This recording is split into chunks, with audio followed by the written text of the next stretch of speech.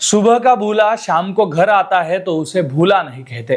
ममता बॅनर्जींना सोडून गेला आणि आता परत आलेल्या त्या आमदाराचं असंच काहीसं झालेलं आहे. हो, ममता बॅनर्जी यांची साथ सोडून आमदार रितव्रत बॅनर्जी यांच्या गटात गेलेल्या एका आमदारानं घर वापसी केलेली आहे. हा फुटलेला आमदार परत येताना त्यानं जे वक्तव्य केलेलं आहे त्या वक्तव्यानं सगळेच परेशान झालेले आहेत. दुसरीकडे ममता बॅनर्जी यांना सोडून गेलेले खासदारही गोत्यात येण्याची शक्यता आहे. नमस्कार, मी सुधीर काकडे.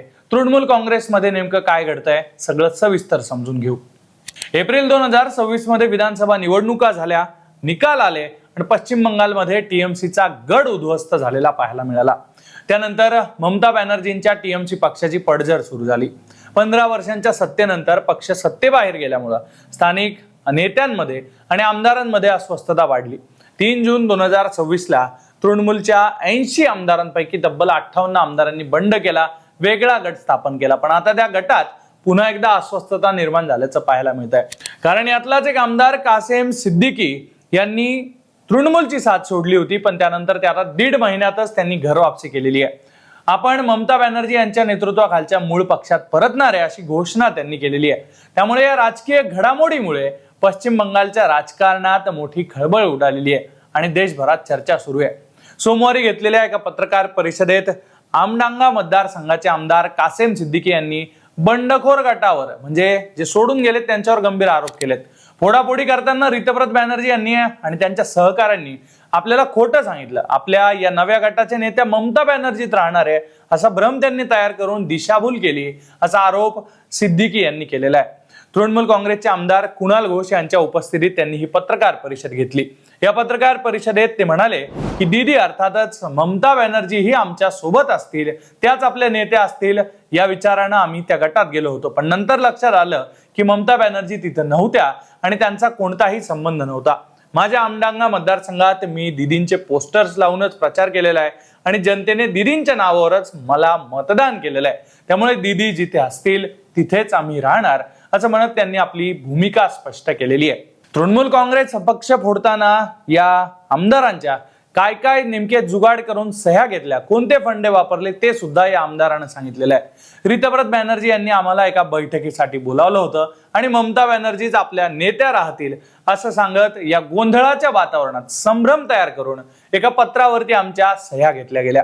पण नंतर समजलं की हा एक वेगळाच गट आहे आणि तिथे दीदींचा काहीही संबंध नाहीये असं कासेम सिद्दीकी म्हणालेले आहेत. पण बाकीचे आमदार परत येणार का हे विचारल्यावर त्यांनी जे उत्तर दिलंय ते तुम्ही एकदा सविस्तर ऐका.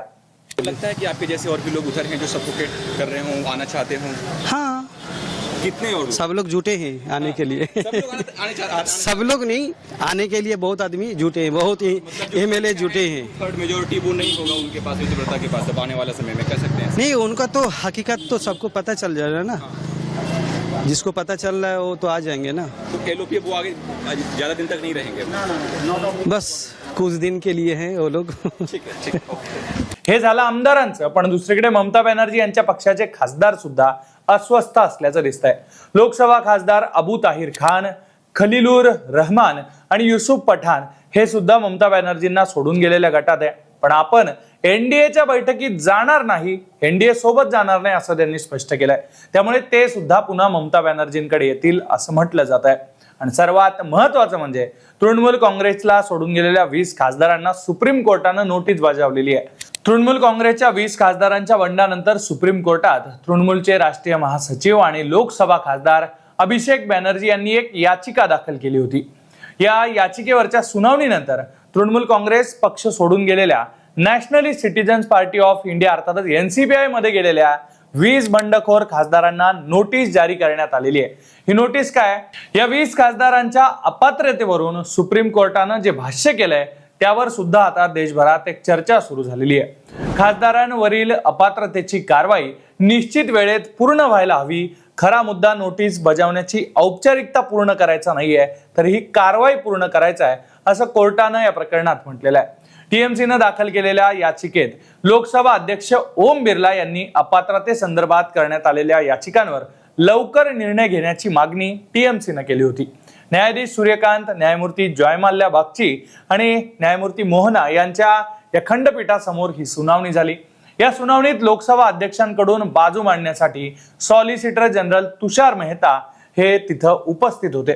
अध्यक्षांमार्फत मी सुनावणीला हजर आहे, कृपया अध्यक्षांना नोटीस जारी करू नका, ते कोर्टाची मदत करण्यासाठी तयार आहेत, असं मेहता यांनी या सुनावणीत म्हटलंय. आणि त्यावेळेला कुठेतरी वातावरण शांत आलं. त्यावर न्यायमूर्ती बागची यांनी नोटीस देण्याचा प्रश्न नाहीये, तर विहित मुदतीत ठरलेल्या वेळेत कारवाई पूर्ण करण्याचा प्रश्न आहे, या शब्दात सुनावलेला आहे. एकूणच एक आमदार परत आलेला आहे. 3 खासदार एनडीए सोबत जाणार नाही असं म्हणतायत आणि 20 खासदारांना ही नोटीस बजावण्यात आलेली आहे. त्यामुळे तृणमूल काँग्रेस पक्षात नेमकं येणाऱ्या काळात काय घडणार यावर सध्या देशाचं लक्ष लागून आहे. आणि विशेष म्हणजे महाराष्ट्रात सुद्धा पक्षफुटीचं प्रकरण सध्या सुप्रीम कोर्टात असल्यानं त्यावर सुद्धा मोठी चर्चा सुरू आहे. त्यामुळे या सगळ्या घडामोडींबद्दल, तृणमूल काँग्रेसमध्ये परत येणाऱ्या या आमदारांबद्दल तुम्हाला नेमकं काय वाटतं ते कमेंटमध्ये नक्की लिहा. आणि अशाच घडामोडी जाणून घेण्यासाठी तुम्ही लोकमत पाहत राहा.